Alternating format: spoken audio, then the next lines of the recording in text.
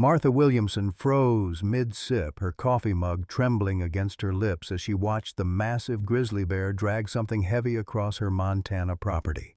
The canvas military bag clutched in the bear's jaws wasn't just moving, something inside was fighting to get out. Her neighbor's distant scream pierced the morning silence as the enormous creature stopped 30 feet from her kitchen window, dropped the bag, and sat down like a patient dog waiting for permission.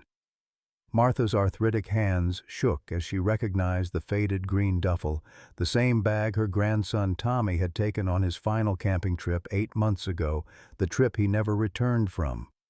The bear's ancient brown eyes met hers through the glass, and in that impossible moment, Martha saw something that defied everything she thought she knew about wild animals: recognition, purpose, and heartbreaking gentleness. "Dear God," she whispered, setting down her mug with a clatter that seemed to echo through her empty house. What had Tommy left behind in that wilderness? And why had this magnificent, terrifying creature brought it home to her? Leave a like and share your thoughts in the comments along with the city you're watching. From now, let's continue with the story. Martha Eleanor Williamson had weathered 74 Montana winters, but nothing had prepared her for the emptiness that followed Harold's sudden heart attack 3 years ago. The man who'd built their log cabin with his own hands, who'd sung off-key in the shower every morning for 47 years, was simply gone one Tuesday afternoon while fixing the barn door. At least he went doing what he loved, folks had said, as if that made the silence any easier to bear. The 40-acre property stretched between rolling hills dotted with ponderosa pines, a piece of heaven Harold's grandfather had homesteaded in 1889. Now it felt more like a beautiful prison. Martha's arthritic hands struggled with tasks Harold had made look effortless: splitting firewood, maintaining the generator, keeping the ancient pickup truck running. Her son David called from Denver every Sunday, his voice tight with concern that sounded more like calculation. "Mom, you can't keep living out there alone." What if something happens? Something had happened. 8 months ago, her grandson Tommy, David's boy, the light of her life, had kissed her goodbye after his 19th birthday celebration and driven his motorcycle toward Glacier National Park for one last adventure before starting college. The Montana Highway Patrol found his bike wrapped around a pine tree 2 days later. No skid marks, no explanation, just another young life snuffed out on a mountain curve. Martha had been sleepwalking through her days ever since, talking to Harold's photograph over her morning coffee and Tommy's high school portrait during her evening wine. The house echoed with memories. Tommy's laughter during summer visits, his patient explanations of his phone's mysterious features, his earnest promises to take care of Grandma when David wasn't around. The boy had inherited his grandfather's gentle strength and his grandmother's stubborn independence, a dangerous combination for a kid who thought he could fix everyone's problems. Her daily routine had become a desperate attempt to fill the hours. 6 o'clock coffee on the porch, watching the sun paint the mountains gold. Mornings spent tending the vegetable garden that produced far more than one old woman could eat. Afternoons reading paperback mysteries Harold would have called trashy, with affectionate eye rolls. Evenings staring at photo albums until the faces blurred together. The medical bills from Harold's final hospital stay still arrived monthly, each envelope a fresh reminder of her dwindling savings. Property taxes loomed like storm clouds, $8,000 due next month, money she simply didn't have. David's increasingly frequent loans had already depleted what Harold had called their rainy day fund. Her pride wouldn't let her admit that every day felt like a downpour now. Rex, her 14-year-old golden retriever, had been her only reliable companion, though his arthritis matched her own step for painful step. They were two old souls marking time together, waiting for whatever came next. Martha had assumed it would be David's ultimatum about assisted living, not a grizzly bear with her dead grandson's camping gear. But here she was, staring through her kitchen window at the impossible, wondering if grief had finally driven her completely mad. The grizzly bear sat motionless in Martha's front yard, massive shoulders hunched forward, watching her with an intelligence that made her skin crawl. This wasn't the mindless aggression of a hungry predator or the territorial posturing of a threatened animal. This was something else entirely, patient, purposeful, almost human in its deliberate stillness.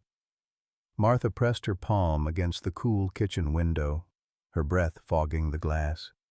The bear had to weigh 400 pounds, maybe more. Its thick brown fur was matted with pine sap and dried mud, suggesting it had traveled far through rough terrain. Scars crisscrossed its massive head and shoulders, old wounds from fights with other bears or encounters with human machinery. This was a survivor, an animal that had learned to navigate a world increasingly hostile to its kind. The canvas duffel bag lay between them like an offering, its military green fabric faded and torn. Martha's heart hammered against her ribs as she recognized the distinctive pattern of wear along the bag's corners, the way the shoulder strap had been reinforced with electrical tape. Tommy had carried that bag on every camping trip since his 15th birthday, proudly declaring it military surplus, built to last forever. The sight of it here, in her front yard, clutched in a wild animal's jaws, defied every law of nature and probability she understood. Rex whimpered from his bed beside the kitchen table, his cloudy eyes fixed on the window. The old dog's hackles weren't raised in aggression. Instead, he seemed almost curious, head tilted in the questioning pose he'd perfected over years of trying to understand human behavior.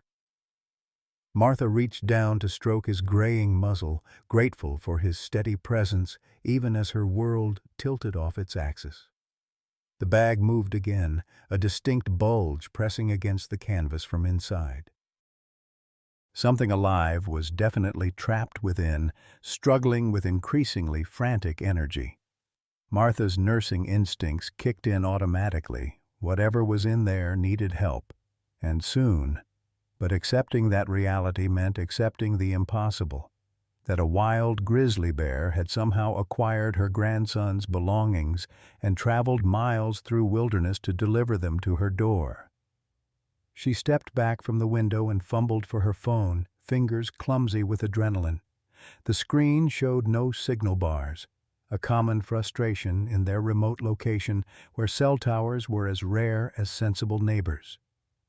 The landline sat silent on the counter, its cord severed 3 months ago when a branch fell during a windstorm. David had promised to send someone to fix it, but like most of his promises lately, it remained unfulfilled. Martha was truly alone with whatever waited outside. The bear shifted slightly, turning its massive head toward the bag as another movement rippled through the canvas.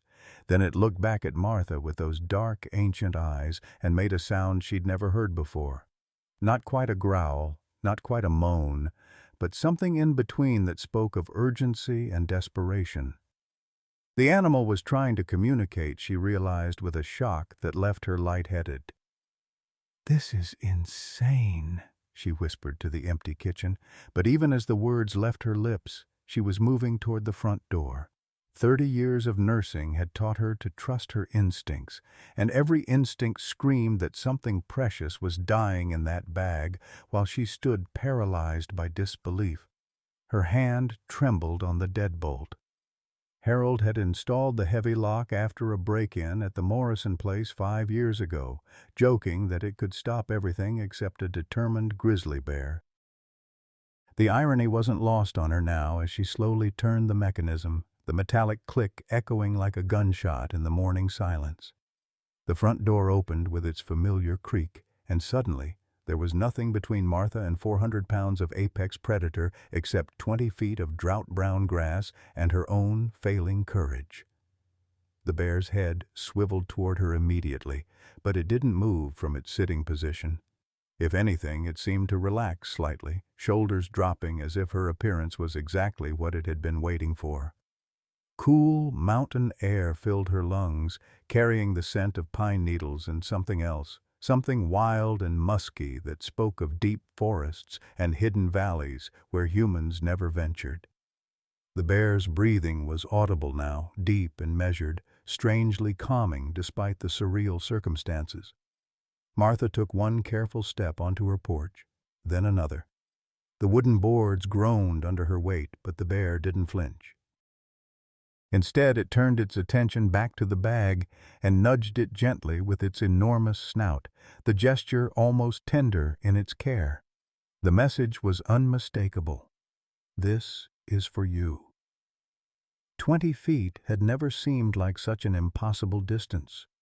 Martha's slippered feet carried her forward one trembling step at a time, while her rational mind screamed warnings about rabies, territorial aggression, and the simple fact that she was walking toward certain death in her bathrobe and pajamas. But Tommy's bag was moving again, and whatever was inside was running out of time. Martha's bare feet touched the dew-soaked grass, and the grizzly bear immediately stood, backing away with surprising grace for such a massive creature. It moved deliberately, never turning its back on her but creating space with the careful choreography of an animal that understood human fear. The gesture was so unmistakably respectful that Martha found herself whispering, "Thank you," to a wild predator, as if it were a neighbor helping with groceries. The canvas bag lay before her like a riddle wrapped in military surplus. Up close, she could see the familiar details that confirmed her worst fears and strangest hopes. The faded name tape reading T. Williamson in block letters, the carefully applied patches covering old tears, the distinctive paracord zipper pulls Tommy had added himself. This was definitely her grandson's bag, impossible as its presence here seemed. The zipper was partially open, revealing a glimpse of something brown and furry moving inside. Martha knelt on the wet grass, her arthritic knees protesting, and carefully widened the opening. What she found inside made her gasp and cover her mouth with trembling fingers. A bear cub, no bigger than a house cat, lay curled in a nest of Tommy's old camping clothes. The tiny creature was breathing but barely conscious, its dark fur matted and dull. One small paw was bandaged with what looked like strips torn from a flannel shirt, Tommy's favorite red plaid that he'd worn to every family gathering since middle school. Someone had cared for this baby, fed it, protected it, and now it was here in her hands, fighting for its life. But it was the folded paper tucked beside the cub that made Martha's world shift on its axis. The handwriting was unmistakably Tommy's, that careful script their third-grade teacher, Mrs. Patterson, had drilled into him, the same writing that had filled birthday cards and grocery lists left on her refrigerator during his summer visits. "Grandma?" the note began, and Martha's vision blurred with tears before she could read further.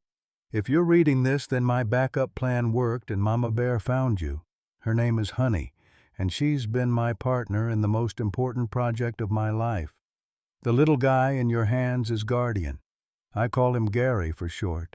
His mother was killed by poachers 3 months ago, and I've been raising him ever since." Martha looked up at the massive grizzly, Honey, who had settled into a lying position about 15 feet away, close enough to monitor the situation but far enough to avoid triggering Martha's flight response.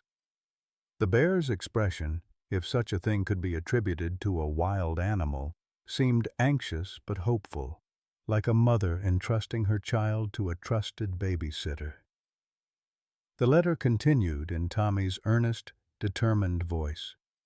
"I know this sounds crazy, Grandma, but I've been training Honey to take care of you. She knows where you live, knows your routine, and she's smart enough to bring help if you need it. Gary is part of that plan. I've been teaching him to respond to human voices, especially yours. I play recordings of our phone calls during his feeding time." Martha's hand shook as she absorbed the impossible implications.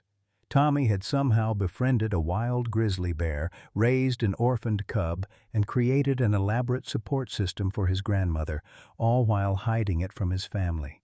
The boy who couldn't keep a goldfish alive for more than a month had been orchestrating a wildlife protection program in secret. "I know Dad wants to put you in one of those places," the letter continued, and Martha could hear Tommy's voice as clearly as if he were sitting beside her.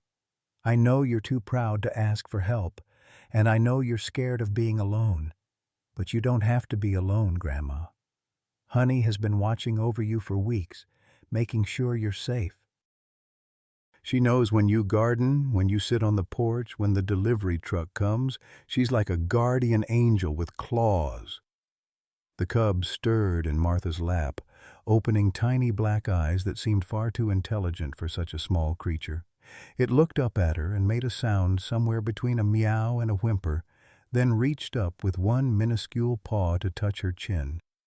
The gesture was so human, so deliberately affectionate that Martha found herself crying in earnest. "Gary's emergency supplies are hidden in the old root cellar behind the house," Tommy's letter explained. "Formula, bottles, blankets, even a heat lamp.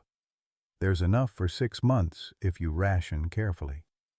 I've also left instructions for his care and contact information for Dr. Sarah Chen in Missoula. She's a veterinarian who specializes in wildlife rehabilitation and won't ask too many questions." Martha looked up at Honey, who was watching the reunion with what could only be described as satisfaction. The massive bear had somehow understood Tommy's plan, had somehow known to bring the cub here when what? When had Tommy written this letter? When had he set this extraordinary plan in motion? The final paragraph answered her question with devastating clarity. "I have a feeling something bad is going to happen to me, Grandma. Call it intuition, or just the general weirdness I've been feeling lately. But I needed to make sure you'd have family nearby no matter what. Honey and Gary aren't just animals. They're my final gift to you. They're proof that love doesn't end, it just changes form." The signature was pure Tommy. "Love you to the moon and back, Tommy. P.S. Gary likes his formula warm but not hot, and Honey has a sweet tooth for your apple pie." "I may have spoiled them both." Martha clutched the letter to her chest and looked into the eyes of a wild grizzly bear who had just delivered her grandson's final message, along with the most impossible family she'd ever imagined. The first week with Guardian transformed Martha's cabin from a tomb of memories into something resembling a home again. She set up the cub's nursery in the mudroom, following Tommy's meticulous instructions to the letter.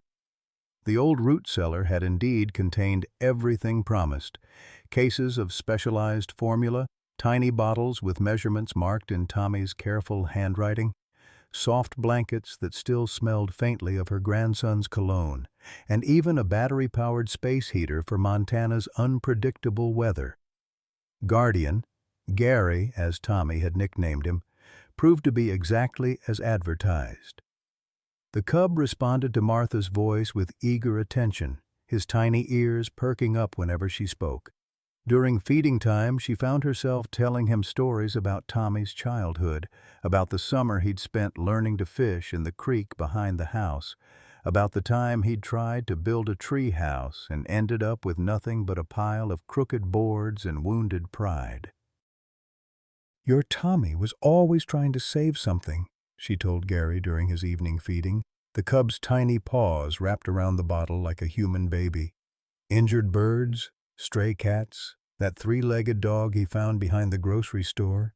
His mother used to say he had too much heart for his own good." Honey maintained her respectful distance but never strayed far from the property. Martha would spot the massive grizzly at the tree line during her morning coffee, watching the house like a sentinel. Sometimes Honey would leave offerings on the porch: fresh fish from the creek, wild berries, once a cluster of beautiful wildflowers that Martha pressed between the pages of Tommy's letter. The bear's intelligence was undeniable and deeply unsettling. This wasn't typical wildlife behavior. This was something closer to domestication, though Martha suspected Honey would take offense at such a characterization. The routine they established felt natural despite its impossibility. Martha would feed Gary every 3 hours, just as she'd once fed her own son 4 decades earlier. Between feedings, she found herself cooking real meals again instead of subsisting on crackers and canned soup. The cub needed her strength, her attention, her full presence in ways that reminded her why she'd loved nursing so much. The satisfaction of caring for something vulnerable, of being needed. But the secret couldn't last forever. Bob Patterson, her nearest neighbor, arrived unexpectedly on Thursday morning while Martha was hanging laundry. She spotted his dusty pickup truck rumbling up her drive and quickly bundled Gary into his carrier, shoving it behind the washing machine before answering the door. "Morning, Martha," Bob said, his weathered face creased with concern. "Thought I'd check on you. Been hearing some unusual sounds coming from your direction lately, animal sounds." "You haven't seen any bears around, have you?" Martha's heart hammered against her ribs, but she managed what she hoped was a casual smile. "Oh, you know how sound travels in these mountains, Bob. Probably just the wind playing tricks." Bob's pale blue eyes studied her face with uncomfortable intensity. The retired rancher had lived in these parts for 60 years and could read wildlife signs like a road map. "Martha, I found tracks near the property line. Big ones. Fresh ones. If there's a grizzly in the area, you need to call Fish and Wildlife immediately. These animals are dangerous, especially this time of year." "I appreciate your concern," Martha said, positioning herself to block his view into the house. Behind her, she could hear Gary stirring in his carrier, making soft chirping sounds that were definitely not wind-related. "But I haven't seen anything unusual. Perhaps you're being a bit paranoid." The moment the words left her mouth, she regretted them. Bob's expression hardened and she realized she'd made a critical error. Bob Patterson wasn't paranoid. He was experienced, and treating his expertise with dismissal would only increase his suspicions. "Paranoid?" Bob repeated, his voice cooling. "Martha, I've lived next to these mountains my entire life. I know the difference between wind and wildlife. If you're hiding something—" A crash from the mudroom cut him off. Gary had somehow escaped his carrier and knocked over a mop bucket, the metallic clang echoing through the house like a dinner bell. Both Martha and Bob froze, staring at each other as the unmistakable sound of small claws scratching against linoleum drifted through the open door. "What was that?" Bob demanded, already moving toward the sound. "Just Rex," Martha said quickly, stepping sideways to block his path. "He's been restless lately." "Old age, you know." But Bob was already peering around her, and his face went pale as he spotted tiny brown paw prints tracked across her kitchen floor in what looked suspiciously like spilled formula. "Martha, those aren't dog prints." The lie was exposed, hanging between them like a loaded gun. Martha could see the wheels turning in Bob's mind, connecting the bear tracks, the strange sounds, and now clear evidence of a wild animal living in her house. In another moment, he'd demand to search the property, and then everything Tommy had worked for would be destroyed. "Bob," she began, but he was already backing toward his truck, his hand reaching for the cell phone clipped to his belt. "I'm calling Sheriff Morrison," he said, his voice tight with authority, "and Fish and Wildlife. Martha, whatever you think you're doing, this is dangerous and illegal." "You could be killed. Please," Martha called after him. But Bob was already climbing into his truck, the engine roaring to life with a plume of black exhaust.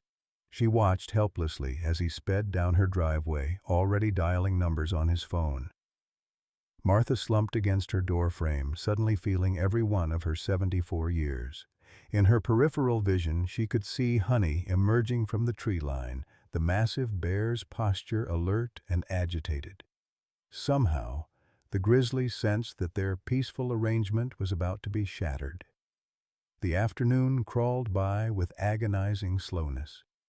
Martha tried to maintain Gary's feeding schedule, but her hands shook so badly she could barely hold the bottle. The cub seemed to sense her distress, refusing to eat and making anxious, whimpering sounds that broke her heart. Outside, Honey paced the tree line like a caged animal, occasionally standing on her hind legs to survey the access road. Just before sunset, the convoy arrived. Sheriff Jake Morrison's cruiser led the procession, followed by a Montana Fish, Wildlife, and Parks truck, and Bob Patterson's pickup. Martha watched from her kitchen window as men in uniform gathered around their vehicles, pointing toward her house and gesturing animatedly. She could see Bob explaining the situation, his hands moving emphatically as he described what he'd observed. Jake Morrison had been Harold's friend since high school, a decent man who'd helped Martha with various problems over the years, but even his weathered kindness would have limits when it came to harboring dangerous wildlife. The Fish and Wildlife officers were strangers, their faces hidden behind sunglasses and official authority. These were people who dealt in regulations and permits, not in the impossible love between a dying boy and his grandmother. Martha gathered Gary into her arms, feeling his tiny heart beating against her chest. The cub looked up at her with those impossibly intelligent eyes, as if he understood that their brief time together was ending. Outside, boots crunched on gravel as the men approached her front door. "I'm sorry, sweetheart," she whispered to the cub, thinking of Tommy and all the careful plans that were about to crumble. "I tried to keep his promise." The knock on her door came sharp and official, accompanied by Jake Morrison's familiar voice. "Martha, it's Jake. We need to talk." Through the kitchen window she could see Honey at the edge of the clearing, the massive grizzly rising to her full height as if preparing for battle. The bear's eyes were fixed on the approaching men, and Martha realized with growing horror that Honey wasn't just going to watch her cub be taken away. Tommy had trained her to protect this family, and protection was exactly what she intended to provide. "Martha," Jake called again, more insistently, "we know you're in there. We're here to help, but you need to open this door right now." Martha closed her eyes, held Gary closer, and prepared to lose everything that had given her life meaning for the past week. Tommy's final gift was about to be seized by people who would never understand what they were destroying. Martha opened the door to find Jake Morrison's familiar face etched with concern and something that looked uncomfortably like pity. Behind him, two Fish and Wildlife officers flanked Bob Patterson, their hands resting casually on equipment belts loaded with tranquilizer guns and radio equipment. The late afternoon sun cast long shadows across her porch, making the confrontation feel like a Western standoff. "Martha," Jake said gently, removing his hat in the courteous gesture she remembered from Harold's funeral. "Bob here tells us you might have a wildlife situation we need to address. You know I've got to take these reports seriously." "There's no situation, Jake," Martha replied, shifting Gary's carrier behind her back with what she hoped was subtle movement. The cub had fallen asleep during his last feeding, but she could feel him stirring at the sound of unfamiliar voices. "Bob's letting his imagination run wild." "Ma'am," one of the wildlife officers interrupted, stepping forward with the confidence of someone accustomed to being obeyed. His name tag read Collins, and his pale eyes swept over Martha's property with professional assessment. "We have credible reports of grizzly bear activity on your premises, as well as evidence of possible illegal wildlife possession. We need to conduct a search." "Do you have a warrant?" Martha asked, surprising herself with the steadiness of her own voice. 30 years of dealing with hospital administrators had taught her to recognize bureaucratic intimidation when she saw it. Officer Collins exchanged glances with his partner, a younger man whose nervous energy radiated like heat. "We don't need a warrant for wildlife emergencies, ma'am. If you're harboring dangerous animals, you're putting yourself and your neighbors at risk." Behind the officers, Martha could see movement at the tree line. Honey had positioned herself where she could observe the confrontation, her massive form partially hidden behind a cluster of pine trees, The grizzly's posture was tense, ready to spring into action if the situation escalated. Martha felt a chill of fear that had nothing to do with her own safety. If Honey attacked these men, both bears would be destroyed, and Tommy's careful plan would end in bloodshed. "Gentlemen," Martha said, stepping aside with reluctant grace, "please come in. I have nothing to hide." The lie tasted bitter on her tongue, but she needed to maintain control of the situation. As the men filed into her small living room, she caught Jake's eye and saw the conflict there. Duty warring with decades of friendship and respect. "Martha, you know I don't want to do this," Jake said quietly, while the wildlife officers began their systematic search. "But if there's a grizzly bear on your property, people could get hurt." "Hell, you could get hurt."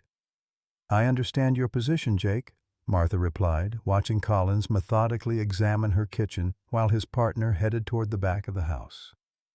"But sometimes the most dangerous thing isn't what you think it is." Officer Collins paused at the mudroom door, his hand on the knob. "Ma'am, we're detecting strong animal odors coming from this direction. Are you sure there's nothing you want to tell us?" Gary chose that moment to wake up, releasing a small whimper that sounded exactly like what it was, a baby bear calling for its caretaker. The sound cut through the room like a gunshot, and every man present tensed for action. "Jesus Christ," Bob Patterson breathed, backing toward the front door. "Martha, what have you done?" Collins drew his tranquilizer gun with practiced efficiency while his partner radioed for backup. Jake Morrison stepped protectively in front of Martha, his weathered face a mask of conflicted loyalty. "Everyone stay calm," Collins commanded, his weapon trained on the mudroom door. "Ma'am, I need you to step away from that room immediately. We're dealing with a potentially lethal situation here." "He's just a baby," Martha said, her voice breaking despite her efforts to remain composed. "He's not dangerous. He's barely bigger than a house cat."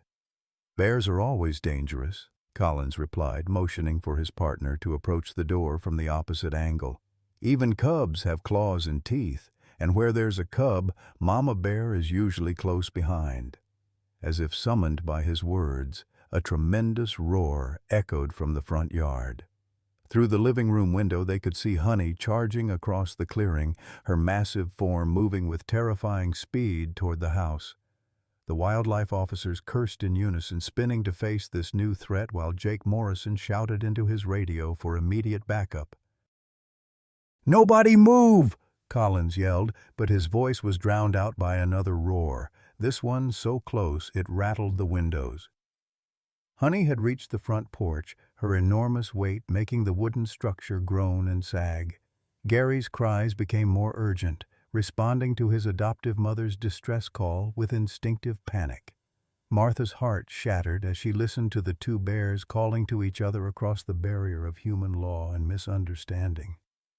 "Martha, get away from that door," Jake pleaded.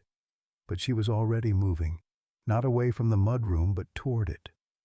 "You don't understand," she said, fumbling with the door handle as Collins shouted warnings behind her. "They're not wild animals. They're family." The mudroom door swung open to reveal Gary standing in his carrier, tiny paws gripping the wire mesh as he called for help. His dark eyes found Martha immediately, and his cries softened to the whimpering sound she'd learned meant hunger, fear, or simply the need for comfort. "Stand down," Collins commanded, but Martha was already reaching for the cub, maternal instincts overriding every rational thought about consequences and regulations. "His name is Guardian," she said, lifting the small bear and cradling him against her chest. "My grandson rescued him after poachers killed his mother. Tommy trained Honey to protect us both, to be the family I needed when he couldn't be here anymore." The men stared at her in stunned silence, weapons lowered but still ready.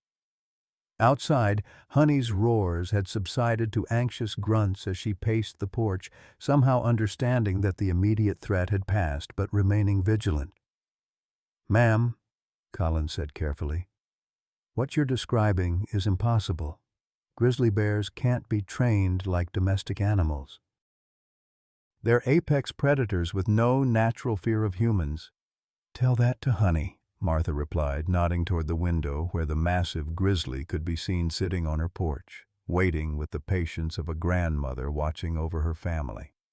Tell that to Gary here, who knows his feeding schedule better than I do and comes running when I call his name. Jake Morrison holstered his weapon and approached slowly, his eyes fixed on the impossible scene before him. Martha, how long has this been going on? 1 week, she admitted, feeling the weight of Tommy's secret settling on her shoulders like a lead blanket. 1 week since Honey brought him to me, along with Tommy's final instructions for his care. The revelation hung in the air like smoke, transforming the confrontation from a simple wildlife removal into something far more complex.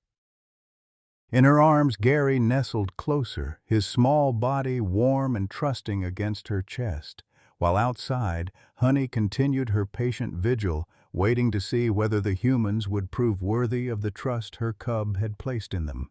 The phone call that shattered Martha's fragile world came at 6:30 the following morning while she was preparing Gary's breakfast formula. David's voice crackled through the old landline with barely contained fury, having apparently received a detailed report from Sheriff Morrison about his mother's dangerous delusions. "What the hell is going on up there, Mom?" David's words hit like physical blows. "Jake called me last night saying you're keeping wild animals in the house. He thinks you're having some kind of breakdown." Martha's hands trembled as she tested the formula temperature on her wrist, Gary chirping impatiently from his carrier. "It's not what you think, David. Tommy left me instructions." "Tommy's dead!" David's shout made her flinch. "He's been dead for 8 months, and whatever fantasy you've constructed around that fact needs to end right now.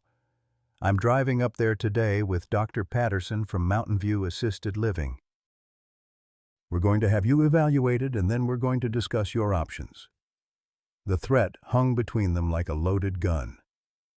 Martha had visited Mountain View exactly once, 3 years ago, when David first suggested it might be time to consider her future living arrangements. The facility had been clean, efficient, and utterly soul-crushing.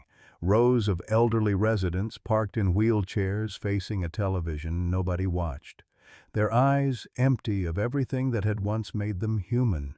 "David, please, just listen to me." "No, Mom. I've been listening to you for 3 years, and look where it's gotten us. You're talking to photographs, you're not taking care of yourself, and now you're apparently hallucinating wild animals that somehow care about you. This has gone far enough."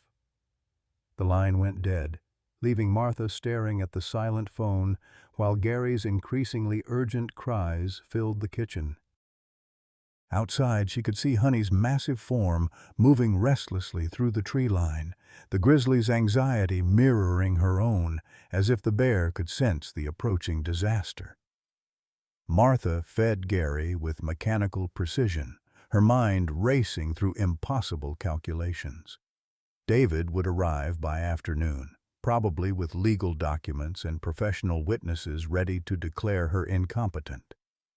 The wildlife officers had agreed to a temporary standstill pending further investigation, but their patience wouldn't last beyond the weekend. Bob Patterson continued to make daily calls to various authorities, convinced that his elderly neighbor was one step away from being mauled by the monster she'd invited into her home. The cruel irony wasn't lost on her. The family Tommy had given her to prevent loneliness was about to be used as evidence of her unfitness to live independently. Her grandson's final gift would become the weapon that destroyed everything he'd tried to protect. By noon, Martha had made her peace with the inevitable. She spent an hour in her bedroom gathering the few possessions that mattered: Harold's wedding ring, Tommy's letters, the pressed flowers Honey had brought her. The photo albums could stay. David would probably throw them away anyway, along with everything else that spoke of the life she'd built in this place. Gary seemed to sense the shift in her mood, refusing to nap and clinging to her with unusual intensity. She carried him onto the front porch, where Honey waited with the patient vigilance that had become their daily routine. The grizzly looked up at Martha's approach, dark eyes reflecting an intelligence that made her chest tighten with impending loss. "I'm sorry, sweet girl," Martha whispered, settling into her rocking chair with Gary in her lap. "I tried to keep his promise, but I'm just not strong enough." Honey rose and approached the porch steps, closer than she'd ever ventured while Martha was outside.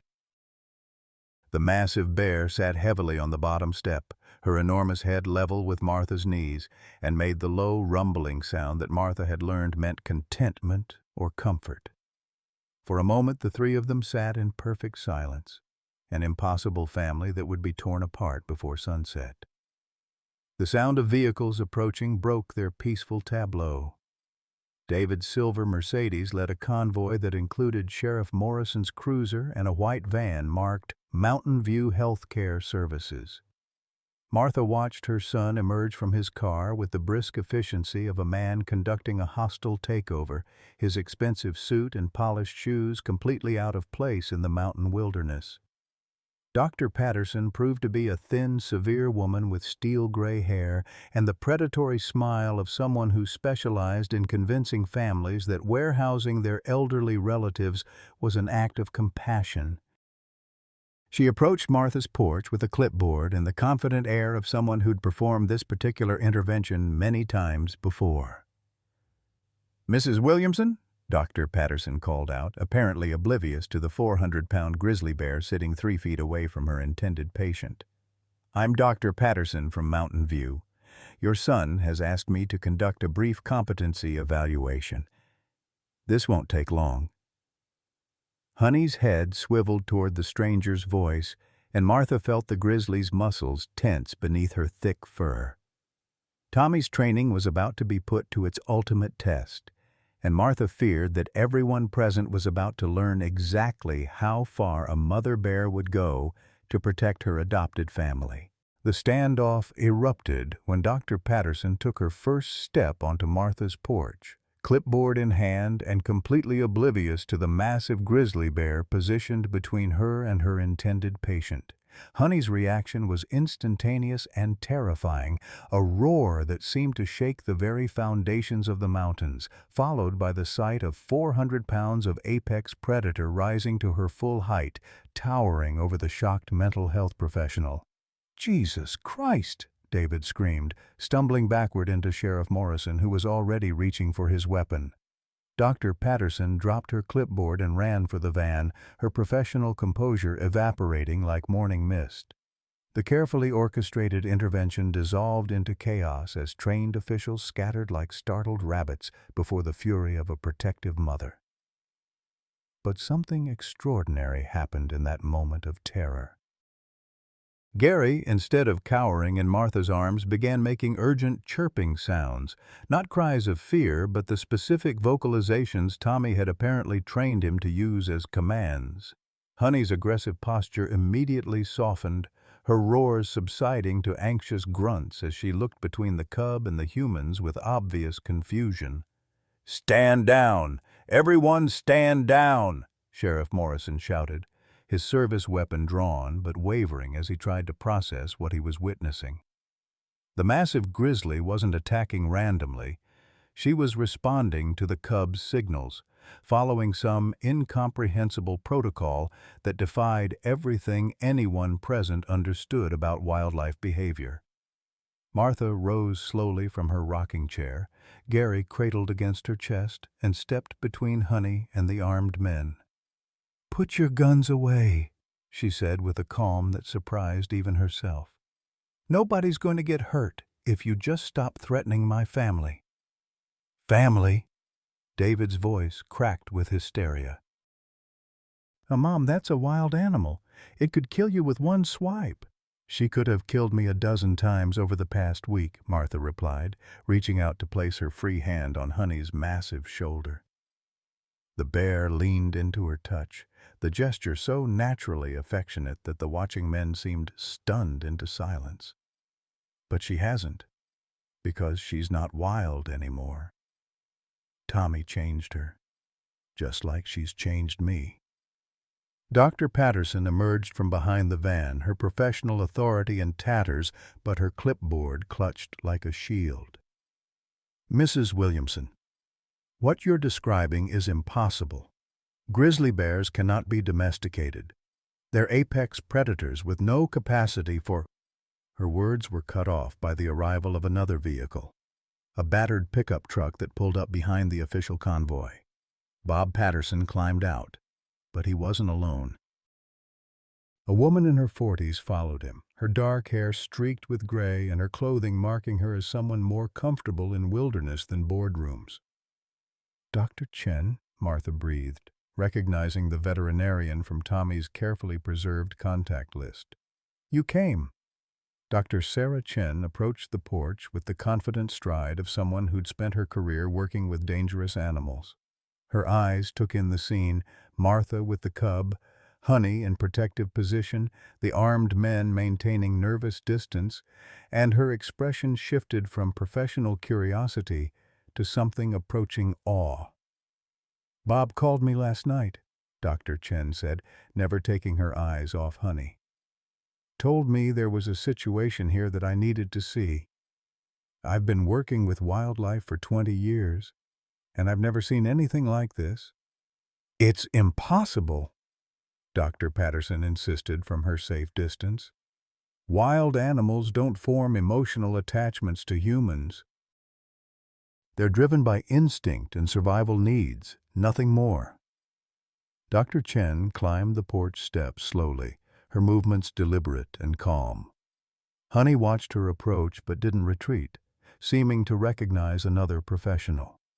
"Actually, Dr. Patterson, recent research suggests that many large mammals are capable of far more complex emotional relationships than we previously understood. But this," she gestured toward Honey and Gary, "this is extraordinary." "You're all insane," David said, his voice tight with fear and frustration. "I don't care how extraordinary it is. My mother is living with dangerous predators, and I'm not going to stand here and watch her get mauled." "Then perhaps you should listen to what she has to say," Dr. Chen suggested, settling into the chair beside Martha's rocker. "Mrs. Williamson, Bob tells me your grandson left detailed instructions about these animals." "May I see them?" Martha retrieved Tommy's letter from her pocket, the paper now soft with handling.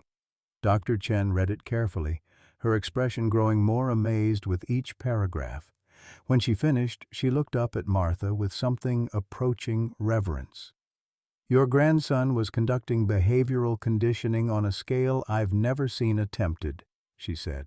"According to these notes, he spent months establishing trust, creating positive associations, building a support network that could function in his absence. It's brilliant."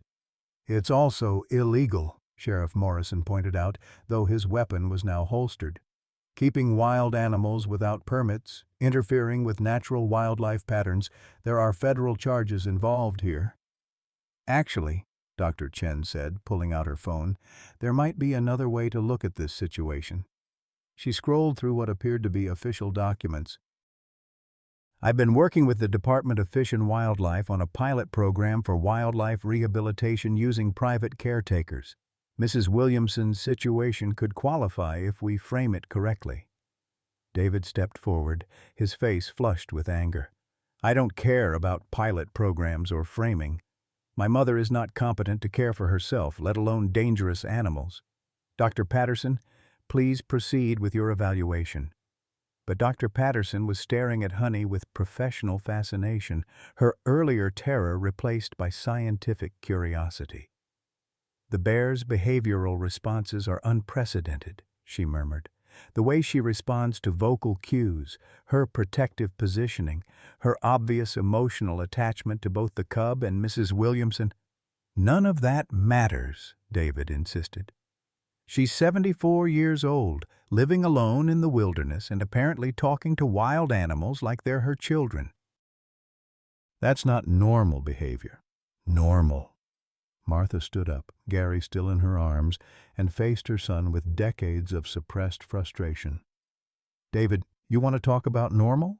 Normal is you calling every week asking for money while pretending to care about my welfare. Normal is you planning to stick me in that warehouse for inconvenient old people while you sell the land your grandfather homesteaded.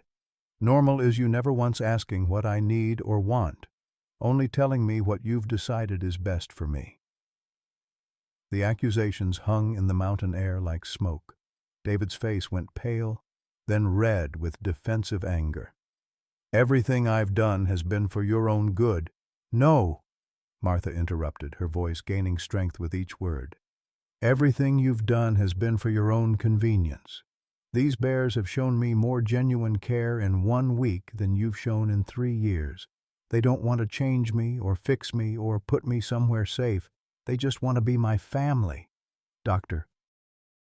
Chen looked up from her phone with obvious excitement. Mrs. Williamson, I've just received preliminary approval for emergency wildlife rehabilitation status. If you're willing to work with my department as a licensed caretaker, we can provide legal protection for both bears while we study this remarkable relationship. Absolutely not, David said, but his protest sounded hollow now, undermined by the obvious competency Martha had displayed in handling an impossible situation. Sheriff Morrison holstered his weapon completely and approached the porch. Martha, I've known you for 40 years. You're one of the most sensible women I've ever met. If you tell me these animals aren't dangerous, I'm inclined to believe you. Dr. Patterson clutched her clipboard like a lifeline. This is highly irregular. The family has requested a competency evaluation. The family can request whatever they want, Dr. Chen said firmly. But Mrs. Williamson has just demonstrated problem-solving skills, emotional intelligence, and caregiving abilities that would be impressive in someone half her age.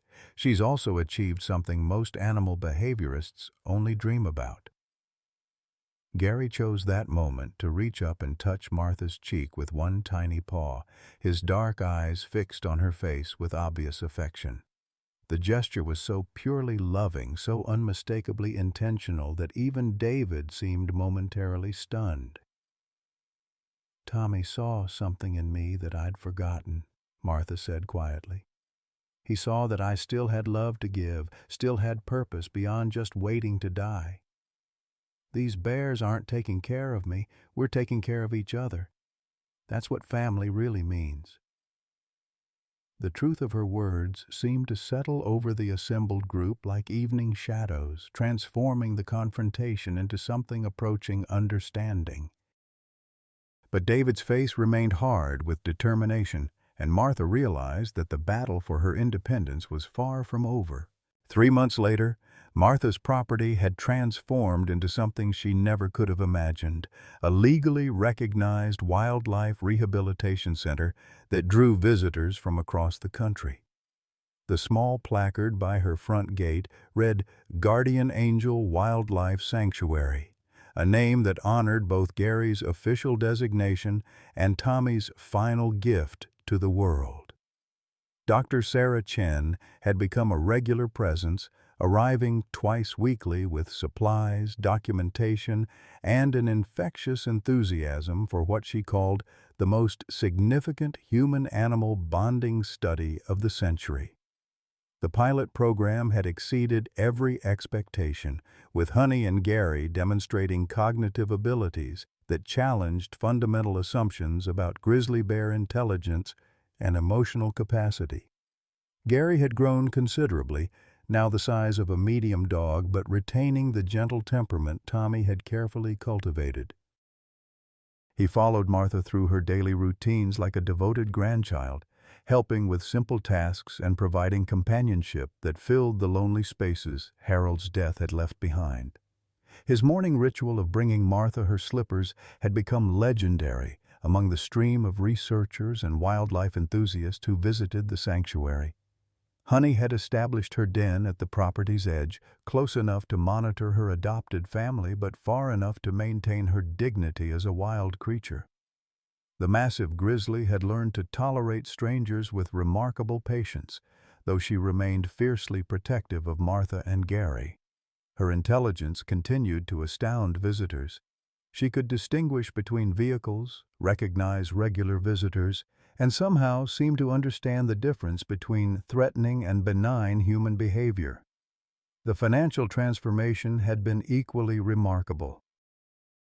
Tommy's secret bank account, revealed through probate documents that surfaced weeks after the confrontation, contained over $300,000, money he'd saved from summer jobs, scholarships, and careful investments made with Harold's guidance. The trust he'd established specified that the funds were to support Martha's care and any wildlife conservation efforts she deemed appropriate. David's reaction to his son's financial legacy had been explosive. The money he'd been counting on to solve his gambling debts was legally untouchable, locked in a trust that specifically excluded him as a beneficiary.